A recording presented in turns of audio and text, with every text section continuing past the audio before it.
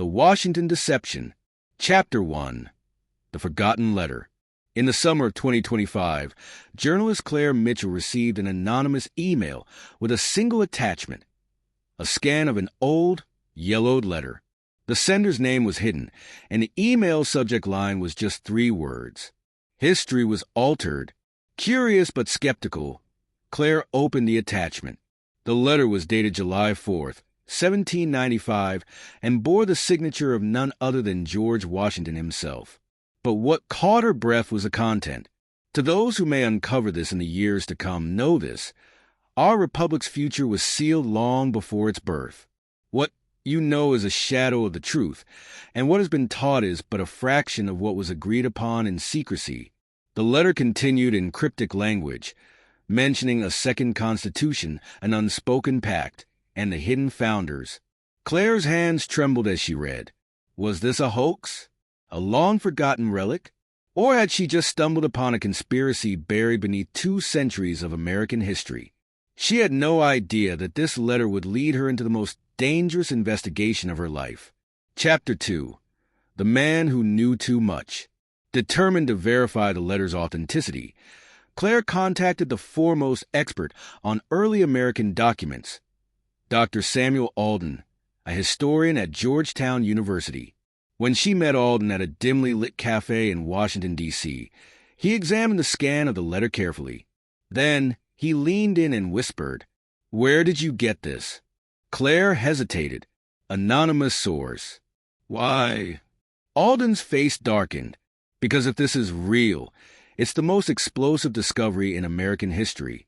He explained that rumors had long circulated among historians about a secret constitutional convention held in 1795, years after the official one in 1787.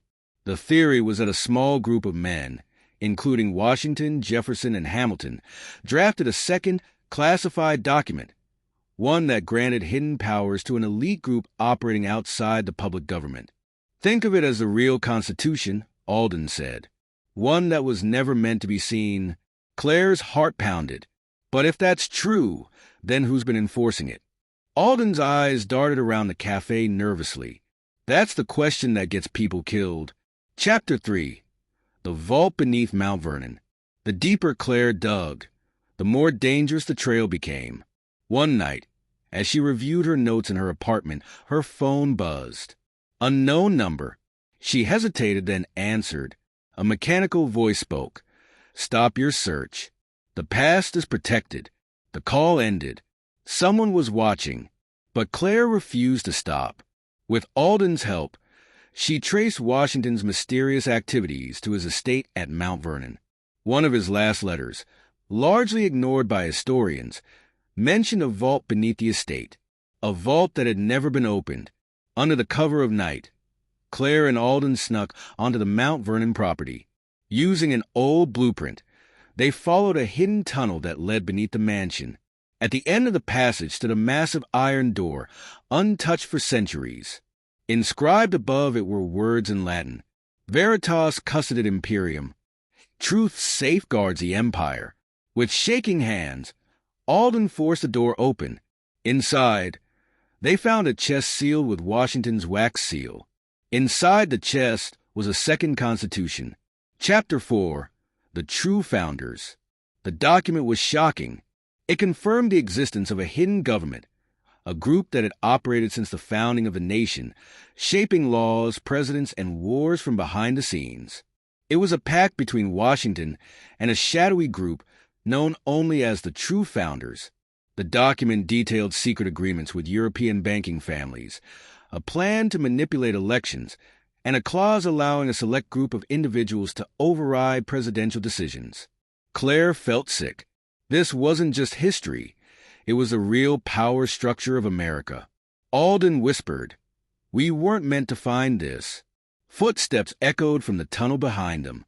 They weren't alone. Chapter 5. The Escape.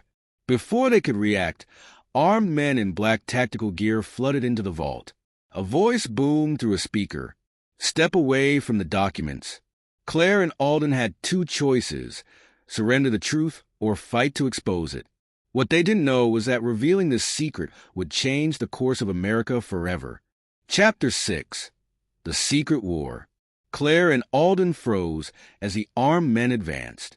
Their faces were concealed by black helmets, their movements precise and rehearsed. These weren't ordinary security guards. This was a trained unit, operating in absolute silence. Step away from the documents, the voice repeated. Claire's mind raced. If they surrendered, the truth would disappear forever. If they ran, they might not survive the night. Alden looked at her, eyes filled with terror. But Claire wasn't ready to give up.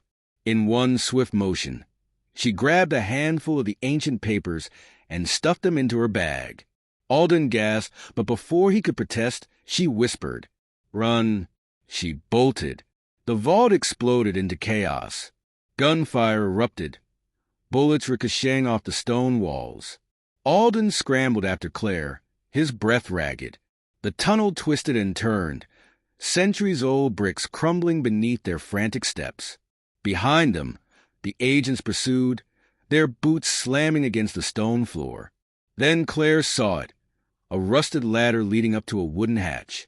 She lunged for it, yanking herself up as Alden followed.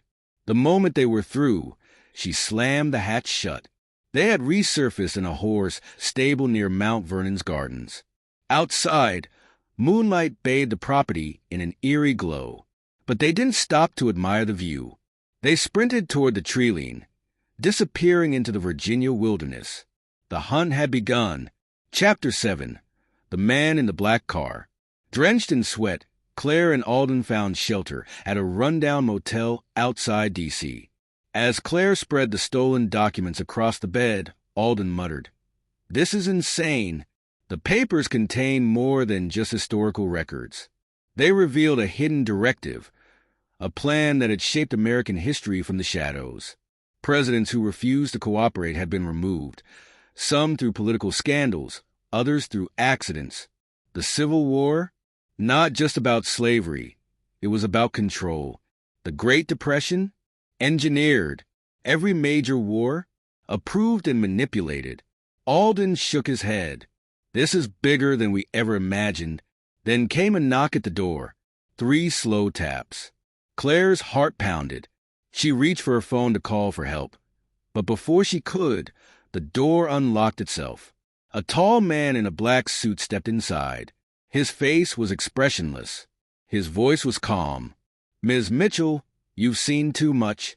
Chapter 8. The Offer. The man sat down, as if he were a guest invited for tea. His cold eyes studied Claire and Alden. "I assume you know who I work for," he said. Claire clenched her fists. "The true founders." The man nodded. "Good. That means we can skip the introductions." Alden swallowed hard. "Are you here to kill us?" The man chuckled. "No. If we wanted you dead, you wouldn't have made it out of Mount Vernon." He pulled out an old leather folder and placed it on the table. "You now hold knowledge that very few people in history have ever seen. Presidents come and go, Ms. Mitchell, but the system remains. What you uncovered is not a conspiracy theory. It is the backbone of this country." Claire's hands shook. "Then why tell me this?" The man leaned in. "Because you have 2 choices. 1, you can expose the truth and destabilize the nation. You think people are ready for this? You think they'll embrace it? No. Society will collapse overnight. The country you love will fall into chaos. And you will be blamed for it." He slid the folder toward her. "Or 2, you join us." Chapter 9. The Decision. Claire's mind spun. This was the ultimate test, one that had been given to others before her. She could destroy the system or become part of it. She looked at Alden, whose face was pale with fear. "You can't be seriously considering this." The man in black remained silent, watching. Claire exhaled. "If I refuse?" The man sighed. "Then you disappear, and the world moves on. Without you." She hesitated, every fiber of her being screamed to fight back, to reveal the truth. But the man was right. The world wasn't ready. If she exposed everything, the country would collapse. Then, she had a thought, a way to win without losing. She straightened her shoulders and nodded. "Fine, I'll join you." The man smiled. "Wise choice." Alden gasped. "Claire, no." But it was too late. Claire shook the man's hand. The room blurred. Darkness swallowed them whole. Chapter 10. The New Order. When Claire opened her eyes, she was in a private jet, flying over Washington, D.C. The man in black sat across from her, sipping whiskey. "Welcome to the real America," he said. Claire looked out the window. The White House, the Capitol, the Pentagon, all just pieces in a grand game.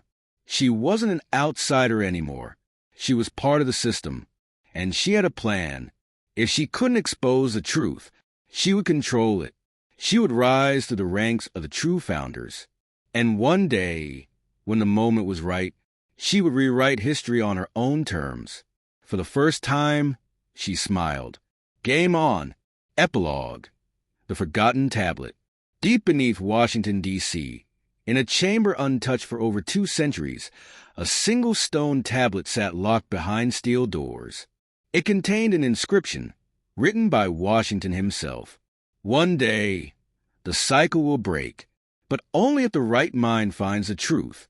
Until then, the Republic remains in shadows. The vault remains sealed, waiting for the next one to uncover its secrets." The end.